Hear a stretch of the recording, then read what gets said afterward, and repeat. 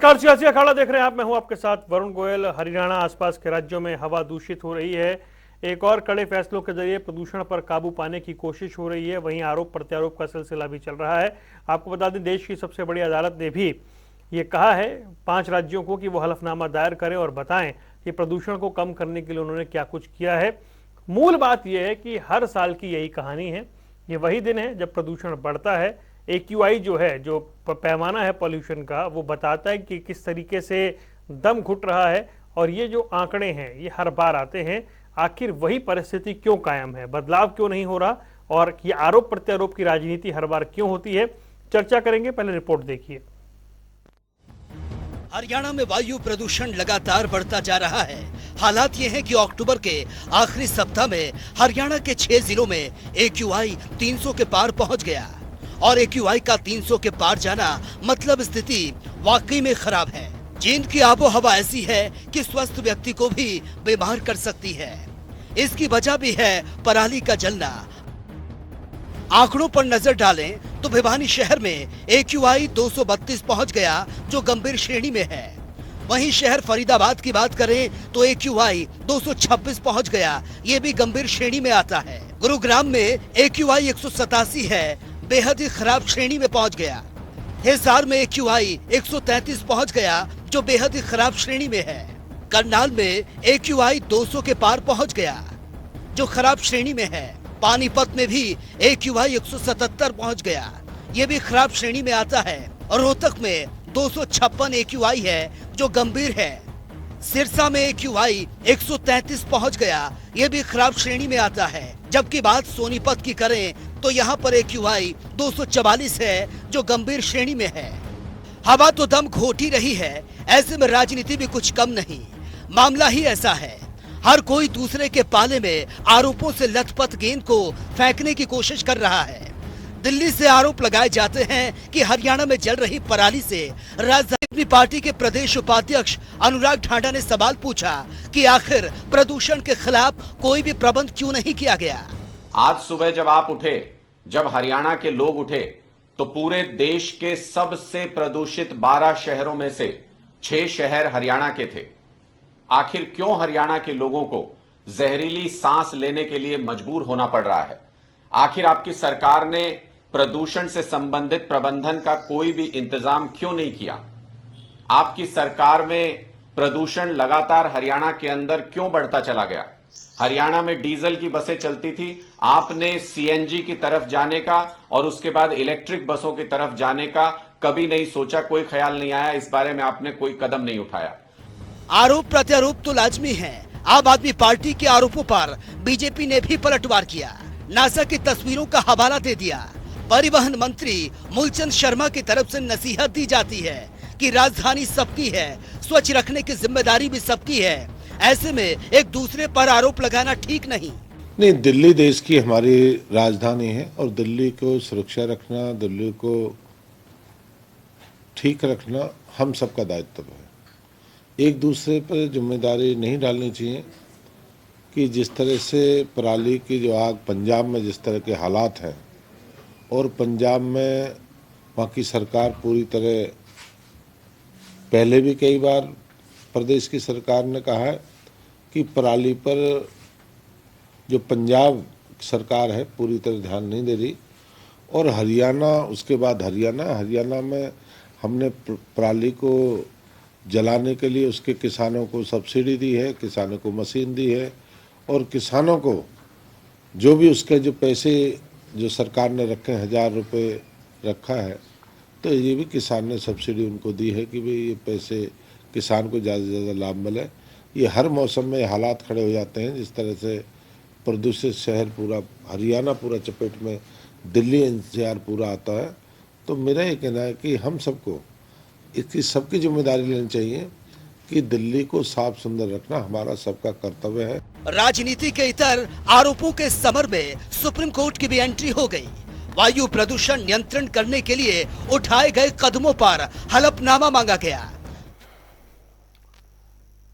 और हमारे साथ 4 खास मेहमान जुड़ गए। प्रोफेसर वीरेंद्र सिंह चौहान, प्रवक्ता भारतीय जनता पार्टी, वेद प्रकाश विद्रोही, प्रवक्ता कांग्रेस, पंकज बेनीवाल आम आदमी पार्टी से, और सुनील हरसाना है, पर्यावरणविद हैं। आप सभी का बहुत बहुत स्वागत है। प्रोफेसर वीरेंद्र सिंह चौहान, आपने सुना होगा अनुराग ढांडा क्या कुछ कह रहे थे, तैयारियों पर सवाल उठा रहे हैं। वो कह रहे हैं इलेक्ट्रिक बस से लेकर के पराली प्रबंधन से लेकर के दूसरी चीजें जो है वो नहीं की गई हैं। मेरा प्रश्न ये है, हर बार वही स्थिति, वही राजनीति और आम जनता को उससे दो चार होना पड़ रहा है। मतलब राजनीति अपनी जगह है लेकिन हालात जस के तस हैं। देखिए वरुण भाई,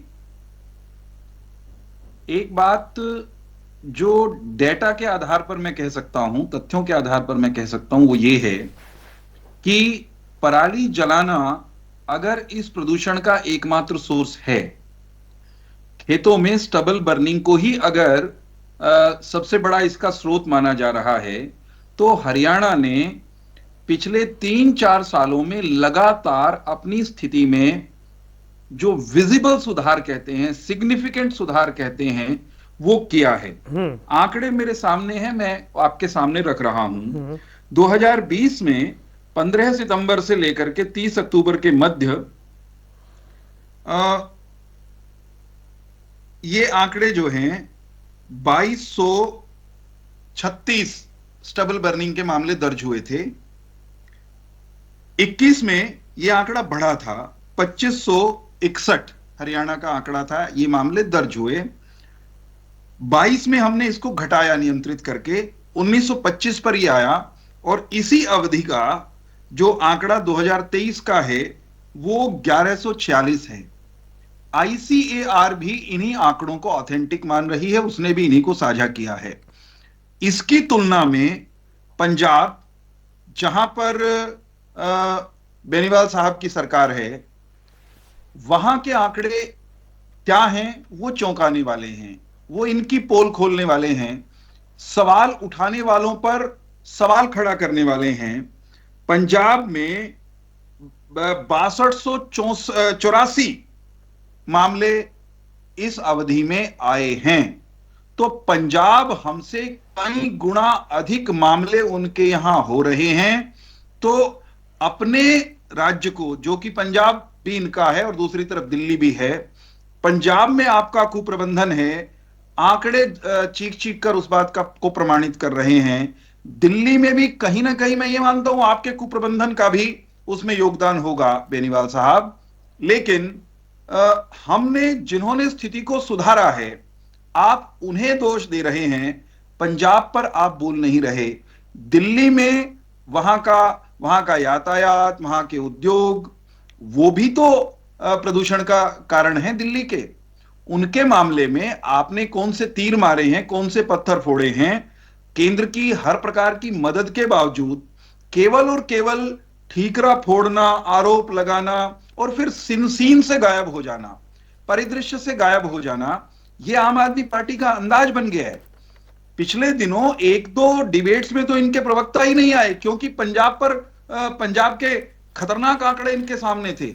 तो इन्होंने उन आंकड़ों का सामना करने के बजाय डिबेट से भागना, चर्चा में शामिल होने से पलायन करना, वो रास्ता अख्तियार किया। मेरा ये कहना है कि ये जो समस्या है, इससे, क्योंकि ये सबको प्रभावित करती है, पर्यावरण का प्रदूषण, खराब हवा, जलती पराली, हवा में कार्बन के कण, धूल के कण, राख के कण, ये नहीं देखते कि फेफड़े पंकज बेनीवाल के हैं या वीरेंद्र चौहान या वरुण गोयल के, वो सब पर एक समान रूप से नुकसान करते हैं, सब पर एक जैसा प्रहार करते हैं। तो भाई सियासत छोड़ दीजिए, छीछालेदार दूसरे की करने की मंशा या आदत जो बन गई है उसको बंद कर दीजिए। कुछ एफर्ट आप भी करिए, हम तो कर ही रहे हैं, और हमारे लिए भी कोई सकारात्मक सुझाव हो तो हम स्वागत करेंगे। परंतु ये जो तरीका है कि दूसरे को दोष दिया और गायब हो गए, ये अंदाज ठीक नहीं है। मैं बेनीवाल साहब के माध्यम से ये जो ICAR का जो आंकड़ा है, इनके पंजाब के मुख्यमंत्री दोनों तक ये बात पहुंचाना चाहता हूं। ठीक है, ICAR का आंकड़ा बता रहा है कि रिडक्शन पंजाब में 54% हुआ है। हालांकि नंबर बड़ा है 6284, लेकिन रिडक्शन बता रहे हैं कि पिछले साल जो 13,000 मामले आए थे उसके मुकाबले ये स्थिति है। चलिए, मैं विद्रोही आपके पास आऊंगा। एक बार जरा बस एक वाक्य विद्रोही जी से पहले मैं ये कह रहा हूं कि पंजाब कहां से कहां पर आया है पिछले साल से रिडक्शन करके, तो भी हमसे 6 गुना ज्यादा पर खड़ा है आज भी। और हमने पिछले साल वाले में से भी 40-42-45% शायद कम कर दिया है। 41%। तो हमारी बहुत बेहतर स्थिति है पंजाब की तुलना में। ठीक है, पंकज बेनीवाल, आरव विद्रोही जी, बस मुझे पंकज बेनीवाल जी ये बताइए कि ये हर साल इस समय होता है, परेशान होते हैं बच्चे बुजुर्ग लोग, लेकिन राजनीतिक आरोप प्रत्यारोप क्यों? मतलब ये एक राज्य दूसरे राज्य पर या फिर एक सरकार दूसरे सरकार पर सवाल उठाती है, ये परंपरा क्यों? नमस्कार सारी जनता जो आज हमारा जनता टीवी देख रही है उसको भी सबको नमस्कार।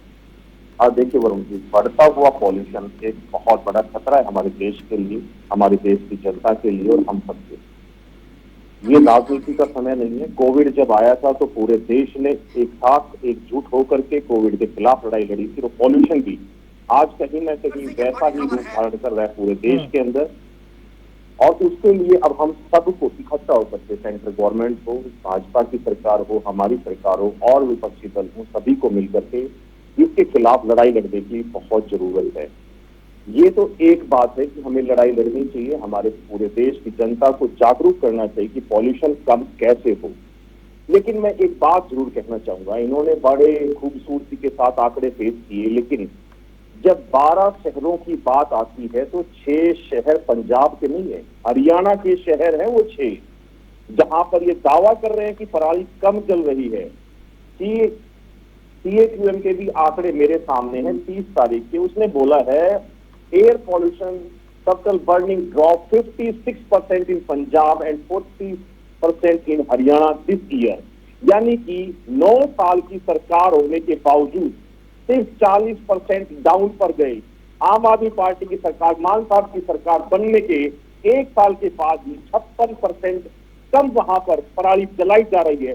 ये अपने आप में वरुण जी बहुत बड़ी उपलब्धि है। मैं चौहान साहब से पूछना चाहूंगा कि हरियाणा में एक ऐसा क्या पॉल्यूशन का स्रोत इन्होंने पैदा कर रखा है कि पहले 12 शहरों में जो प्रदूषित शहर हैं उनमें से 6 हरियाणा के हैं, फरीदाबाद है, गुड़गांव है, चरखी दादरी है, बहादुरगढ़ है, कुरुक्षेत्र है, जींद है, कैथल है, अंबाला है।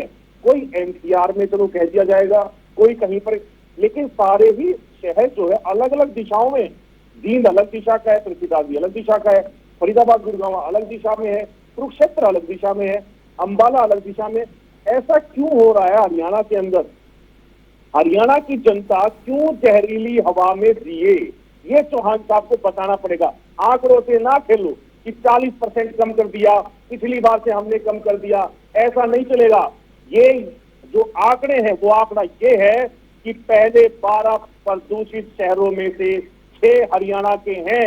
इससे इनकार भाजपा की सरकार नहीं कर सकती। ठीक है। किसानों पर दोष मरना छोड़ दीजिए, किसानों को बिल्कुल आप लोगों ने दोषी ठहराया है, 600 के आसपास FIR दर्ज कर दिए, आप लोगों ने किसानों को गुनहगार बनाया है। इन दिनों में आकर किसान सोचता है मैं अपने बच्चे की पैसे से फीस भरूंगा, अपनी बिटिया की शादी करूंगा, लेकिन आपने वही पैसा ठीक है पंकज भाई, दिलाने के नाम पर उन पर केस दर्ज किए और वो पैसा आपने ऐंठने का काम किया, किसानों को मारने का काम किया, किसानों पर लाठियां आप बरसाते हो, किसानों को लाइनों में आप ठीक है पंकज भाई, की बात, विषय बिल्कुल स्पष्ट विषय पर है, हर एक चीज के लिए ये लोगों ने किसानों को लाइन में लगाया है। ठीक है, वेद प्रकाश विद्रोही जी, आपने सुना जिन राज्यों में सरकार है उन दोनों के पार्टियों के नेताओं को आपने सुना, प्रदूषण हम अपने बच्चों को मतलब क्या भविष्य दे रहे हैं, और ये तो हम हर वर्ष इसी तरह की डिबेट करते हैं, इस तरह की बात निकलकर सामने आती है और ऐसी चर्चा हो जाती है। नया क्या है इसमें? वरुण जी, आपको, भाई सुनील हरसाणा जी को, भाई पंकज बेनीवाल जी को, भाई प्रोफेसर वीरेंद्र चौहान जी को और सियासी अखाड़ा जनता टीवी के दर्शकों को मेरा नमस्कार। पर्यावरण और प्रदूषण ये बड़ा गंभीर विषय है। इसमें राजनीति करना, राजनीति को बीच में लाना, आरोप प्रत्यारोप लगाकर खुद भाग जाने की बजाय हमें आत्म विश्लेषण करने की जरूरत है। अब केंद्र सरकार के आंकड़े हैं, ये कटु सत्य है कि आज हरियाणा में जो 6 सबसे प्रदूषित शहर हैं देश के, वो गंभीर स्थिति में है और 6 शहर ऐसे हैं जो खतरनाक स्थिति में है। तो हमें अपना भी आत्म विश्लेषण करने की जरूरत है। वही दुर्भाग्य है कि हम प्रदूषण के मामले के अंदर हर बार किसानों पर ठीकरा फोड़ देते हैं, पराली जलाने को कारण बताकर भाग जाते हैं। जबकि हमारी सरकार, चाहे केंद्र की सरकार है, चाहे राजस्थान हरियाणा की सरकार है, पंजाब की सरकार है, दिल्ली की सरकार है, वो सुप्रीम कोर्ट में एफिडेविट दे चुकी है कि उनकी स्टडी के अनुसार 4 से 6% पराली के कारण प्रदूषण होता है, और जब पीक आवर होता है तो 10 से 15% होता है। तो मान लो आज पीक आवर, तो इसका मतलब है 15 मान लो आप, 85% प्रदूषण तो और कारणों से होता है। हमें पता है कि हर वर्ष ये पीक वर्ष आना है और हर वर्ष पराली भी जलनी है। तो ऐसी स्थिति में जो बढ़ता है प्रदूषण 4-6 की बजाय 15 तक पहुंचता है, उसको हम कैसे कम करें ताकि स्थिति खतरनाक ना हो, हाथ से ना निकले। हम इसकी तरफ प्रयास नहीं। अब अपने अपने दावे किए जा रहे हैं। मैं तो हरियाणा की बात करूं। पहले हरियाणा के अंदर माननीय मुख्यमंत्री जी ने दावा किया था कि हमने फसलों का विविधीकरण किया और इंसेंटिव दिए, जिसकी वजह से धान का रकबा कम बोया जाएगा ताकि पानी की भी बचत हो और पराली भी कम चले। पर खुद सरकार के आंकड़े बताते हैं, चौहान साहब से मैं आग्रह करूंगा कि उन आंकड़ों को देख ले। इस वर्ष पिछले वर्ष की तुलना में धान का रकबा ज्यादा बढ़ा है। इसका मतलब है सरकार के सारे इंसेंटिव कामयाब नहीं हुए। अब क्यों नहीं हुए, इस पर भी चिंतन हमको करने की जरूरत है। वहीं हमें तो किसानों को हम काटने के लिए मशीनें देते हैं, जिन पर सब्सिडी भी देते हैं, वो पर्याप्त मात्रा में क्यों नहीं उपलब्ध करवाई जा रही है, क्यों नहीं हो पाती। हमारा कृषि विभाग कोई ऐसा प्लान क्यों नहीं बनाता जिससे गांव दर गांव की एक बार मशीन गांव में भेज दो तो सारी पराली काट ली जाए। का प्रबंध क्यों नहीं होता। सरकार ने कहा था कि पराली को हम भट्टों के अंदर, फैक्ट्रियों के अंदर, बिजली बनाने के अंदर, गत्ता बनाने का अंदर प्रयोग करेंगे, उसके लिए प्रोजेक्ट भी बनाए, पर एक भी प्रोजेक्ट कामयाब क्यों नहीं हुआ, इस पर भी चिंतन करने की जरूरत है। वहीं दिल्ली सरकार को विचारना चाहिए कि दिल्ली के अंदर प्रदूषण के लिए केवल हरियाणा, पंजाब और उत्तर प्रदेश पर ठीकरा फोड़कर क्या वो अपनी जिम्मेदारी से भाग सकते हैं क्या। आप 15% निकाल लो। दिल्ली के अंदर सामूहिक 2 तरह की सरकार है, केंद्र की सरकार है और आप पार्टी की सरकार है। दोनों सरकारों को मिलकर प्रदूषण को कम करने की जरूरत है।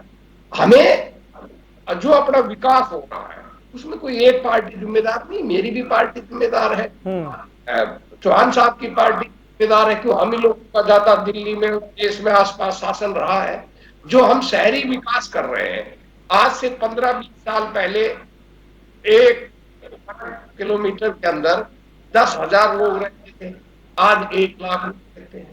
चाहे आप पूरा एनसीआर देख लो, हरियाणा का क्षेत्र देख लो, चाहे दिल्ली का देख लो, चाहे उत्तर प्रदेश का नोएडा बुलंदशहर का क्षेत्र देख लो, ये सारे कंक्रीट के जंगल बन चुके हैं, बड़ी बड़ी बिल्डिंगें बन चुकी हैं।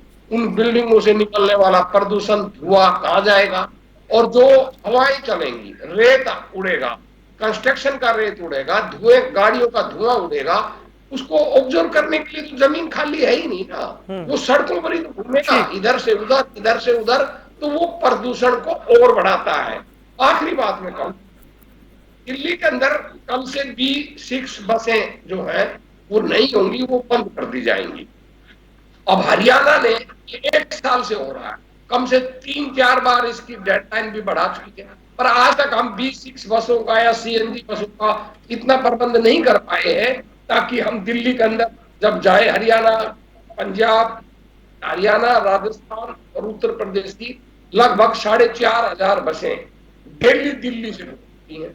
अब यातायात की बहुत भारी समस्या होने वाली है कल से, क्योंकि तीनों राज्यों के अंदर ही बसें प्रभावित होंगी, उससे भी प्रदूषण और बढ़ेगा। गाड़ियां जाएंगी या और कारणों से जाएंगे, क्योंकि कारों पर तो अभी प्रतिबंध नहीं है, तो उससे भी प्रदूषण बढ़ेगा। तो मेरा ये कहना है, प्रदूषण पर हमें राजनीति करने की बजाय मिलजुल कर एक साथ काम करना चाहिए, और किसानों पर दोष बढ़ने की हमें ये अपनी सोच है, इसको भी दिलानी ठीक है।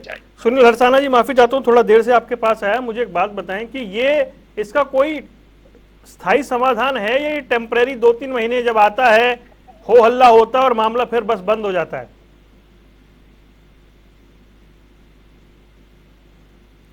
जी सुनील जी। चलिए, आवाज नहीं पहुंच रही। प्रोफेसर साहब, आपने सुना, देखिए अभी पंकज बेनीवाल कह रहे थे ये सत्य है कि जी 6 शहर हरियाणा के ही क्यों हैं। विद्रोही जी भी कह रहे हैं कि 6 शहर हरियाणा के क्यों हैं। पहले तो इसी पर बात करिए। देखिए, सवाल ये है कि पहले इन्होंने एक तो जो आरोप लगाया उनका जवाब दे लूं मैं वरुण भाई। एक तो जो आम आदमी पार्टी के प्रवक्ता कह रहे हैं या हमारे विद्रोही जी कह रहे हैं, हमने कभी ये नहीं कहा कि सब किसान पराली जलाते हैं, लेकिन पराली अगर जलाई जाएगी तो किसी को तो आप दोष देंगे उसका, और पहला दोष उसी का होगा जो न जलाने का कहने के बावजूद जला रहा है, रोकने के बावजूद जला रहा है। तो उसका दोष मैं कांग्रेस की अध्यक्षा सोनिया गांधी को नहीं दे सकता, जो सरकार के तमाम प्रावधानों प्रबंधों के बावजूद पराली जलाएगा।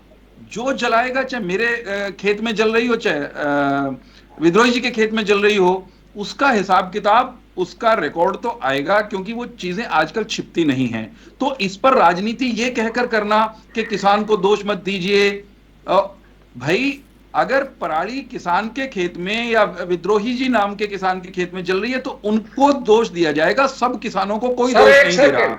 हरियाणा के मैं आपकी बारी में नहीं बोल रहा ना, कहिएगा। एक बार सुन लीजिए, विद्रोही जी सुन लीजिए प्लीज। पंकज भाई एक मिनट, जब जवाब ले लूं मैं, फिर आ रहा हूं, मैं आ रहा हूं, जवाब ले लूं। मैं ये कह रहा हूं कि मैं पहले इससे पिछली डिबेट में भी मैंने कहा था आपके चैनल पर ही, और आज फिर कह रहा हूं, हरियाणा के किसान अपनी सरकार के साथ कमोबेश सहयोग कर रहे हैं। हरियाणा के किसान को सरकार ने जो मदद उपलब्ध कराई है उसका लाभ हरियाणा का किसान उठा रहा है, और इसी कारण से, क्योंकि सरकार द्वारा उपलब्ध कराई गई मदद वो किसान ले रहे हैं, उस उपकरणों का सदुपयोग कर रहे हैं, तभी तो जाकर हमारा जो आंकड़ा है पराली जलाने की घटनाओं का वो एकदम नीचे आया है, और सिग्निफिकेंटली नीचे आया है। हमने जो उपाय किए हैं, हमने जो प्रैक्टिकली काम किया है, उसके आंकड़े बताना वरुण भाई बहुत जरूरी है।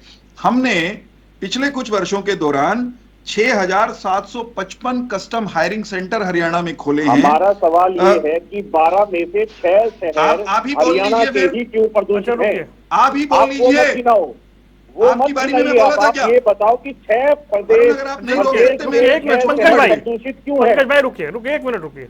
सबसे पहला सवाल यही है। तो अच्छा रुकिए, एक मिनट रुकिए। अरे वो सवाल मैंने भी पूछा ना, पंकज बेनीवाल, वो सवाल मैंने भी पूछा है ना, मैंने भी तो पूछा है वो सवाल। रुकिए एक मिनट, थोड़ा धैर्य रखिए, थोड़ा धैर्य रखिए। बोलिए चौहान साहब, कंप्लीट करिए, बताइए क्या क्या उपाय हुए हैं। हरियाणा की सरकार ने 79,821 उपकरण पराली प्रबंधन के हरियाणा के किसानों को कस्टम हायरिंग सेंटर्स के जरिए और इंडिविजुअल किसानों को उपलब्ध कराए, और उस पर 666 करोड़ रुपए की सब्सिडी दी। किसान पराली न जलाए, इसके लिए प्रति एकड़ उसको प्रतिपूर्ति के रूप में हमने 1,000 रुपए प्रति एकड़ की राशि मुहैया कराई। किसान उसका लाभ ले रहे हैं। इसी तरह जो विद्रोही जी कह रहे थे कि धान से किसान को हटाने के लिए सरकार के प्रयास कुछ नहीं है या केवल कहने को हैं, विद्रोही जी की जानकारी के लिए मैं बता रहा हूं, आंकड़े थोड़े बहुत ऊपर नीचे हर साल हो सकते हैं, लेकिन हरियाणा ने 1 लाख किसानों को धान छोड़कर वैकल्पिक फसल पर जाने के लिए प्रेरित किया है अपने प्रदेश में, और 118 करोड़ रुपए की जो राशि है 7,000 रुपए प्रति एकड़ की दर से वो किसानों के खाते में भेजी है। पराली उसका उपयोग क्या हो, इस पर भी विद्रोही जी ने पूछा। विद्रोही जी, हरियाणा में अब भट्ठों से लेकर के गत्ता बनाने की मिल्स और तमाम तरह के पराली के वैकल्पिक उपयोग होने लगे हैं। प्राइवेट ऑपरेटर्स वो गांव-गांव आकर स्वयं किसान की पराली इकट्ठी करके ले जा रहे हैं, और हरियाणा की सरकार ने बायोमास पर आधारित बिजली के संयंत्र कुरुक्षेत्र, कैथल, फतेहाबाद और जींद के लिए स्वीकृत किए हैं।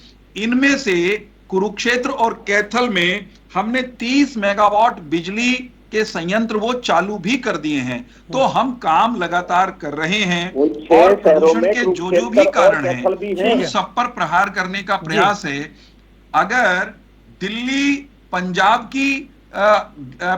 के प्रदूषण के कारण और पंजाब की जली पराली के कारण वो प्रदूषित हो सकता है, तो भाई हरियाणा के शहरों को प्रदूषित करने में भी पंजाब की अनियंत्रित पराली जलाने की घटनाएं, उनका योगदान भी है।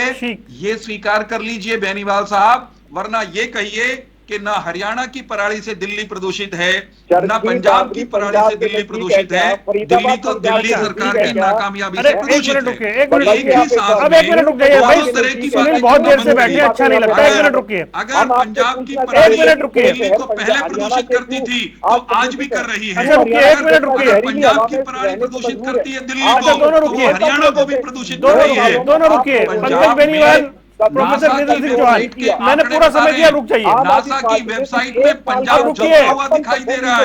हरियाणा से 4-5 गुना पराली जलाने की घटनाएं वहां रोज हो रही है। रुकिए, वो आपको दिखाई ठीक है। चौहान साहब विस्तार से कहा आपने, रुक जाइए। अब 1 मिनट रुक जाइए।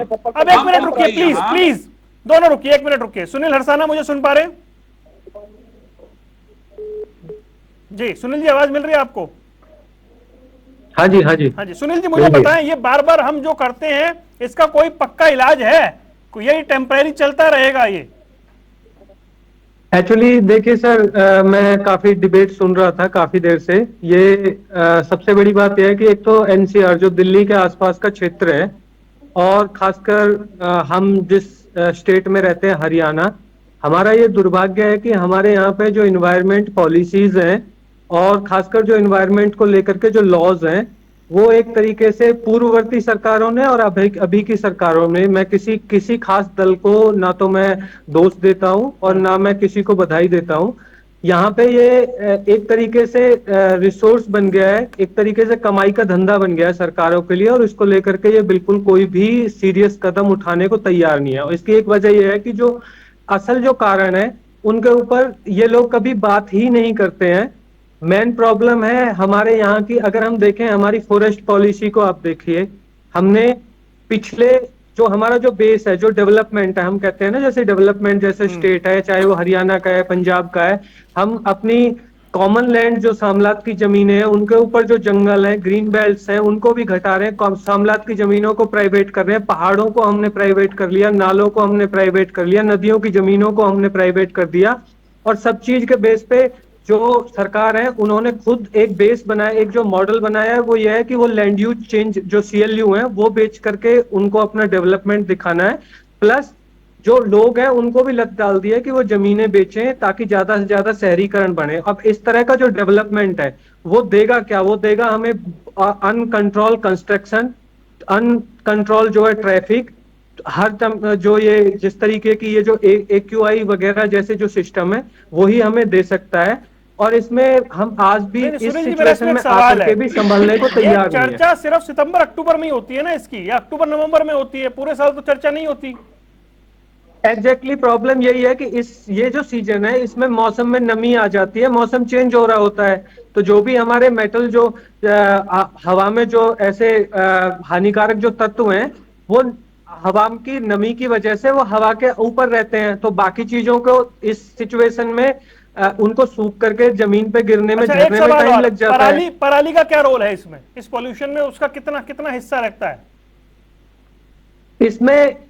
इसमें पराली का रोल इतना है, मतलब सिंपल भाषा में मैं कहूं तो हमारा जो यहाँ का जो अपना इन्वायरमेंट है वो इस लेवल पे है कि वो थोड़ा सा भी प्रेशर जो है, इतना सेंसिटिव सिचुएशन में कि थोड़ा सा प्रेशर भी नहीं झेल पाते हैं। तो ऐसे में एक तो थोड़ा सा पराली का प्रेशर आता है, उससे ही वो अनबैलेंस हो जाता है। पर इसमें एक बात मैं ये भी क्लैरिफाई करना चाहता हूँ कि मैं खुद ये नहीं मानता कि ये पराली जो है इसके लिए जिम्मेदार है। मुझे लगता है कि जो अनकंट्रोल और बिना बेसिर पैर का जो डेवलपमेंट हमारे ऊपर थोपा गया है रेगुलर, वो इसके लिए बड़ा जिम्मेदार है। ठीक है, पंकज बेनीवाल अपनी बात पूरी कीजिए।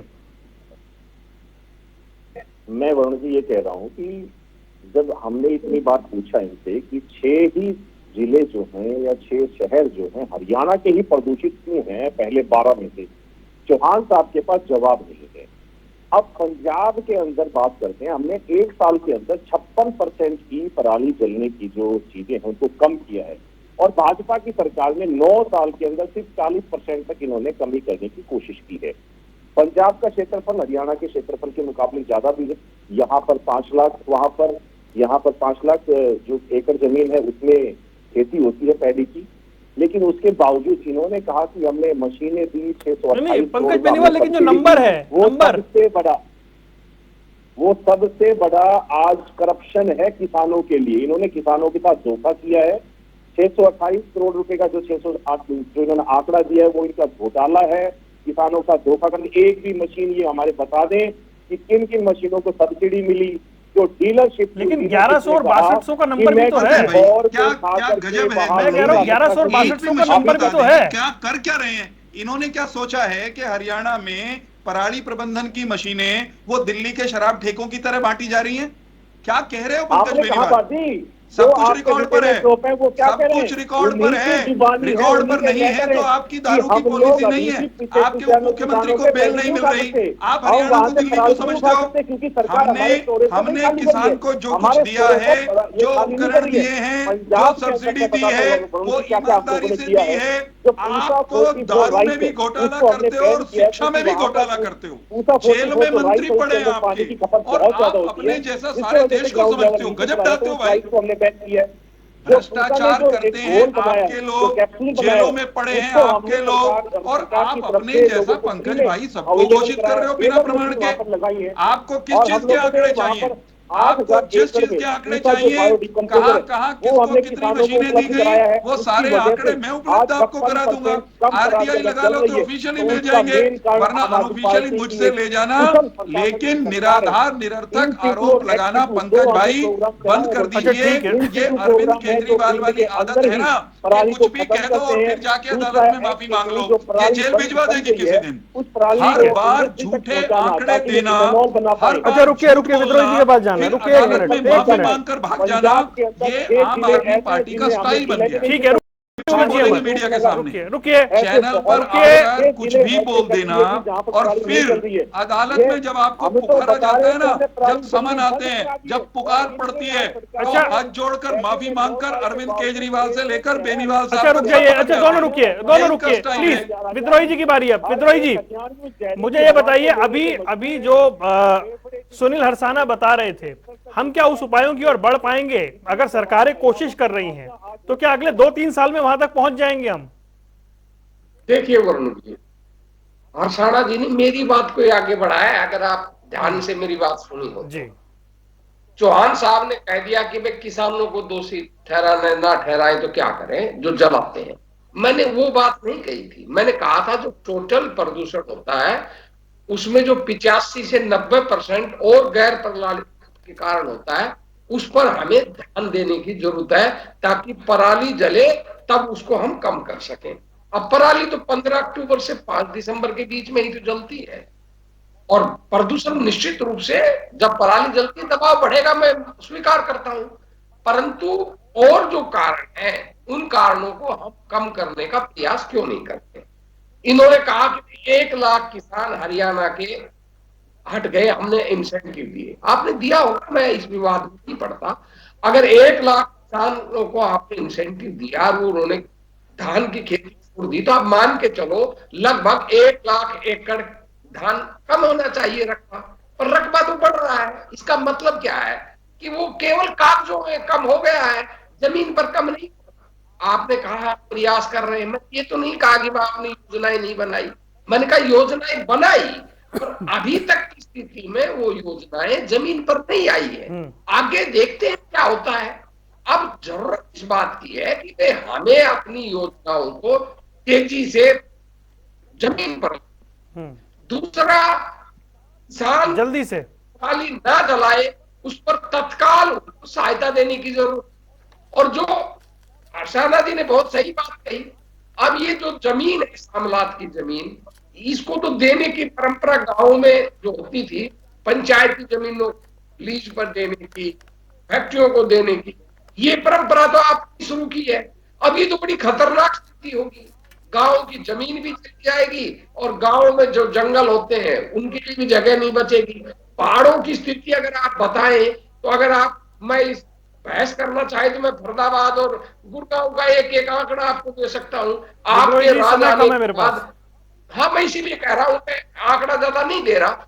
आपका भाजपा का राज आने के बाद 10,000 एकड़ की पहाड़ियों को समतल कर दिया गया है, तो वो सीधा असर पड़ रहा है। ठीक है। तो जरूरत इस बात की है गंभीरता से इस पर चिंतन मनन कर पर्यावरण कैसे, जंगल कैसे बढ़े, इस पर प्रयास करने। चौहान जी 30 सेकंड लीजिएगा।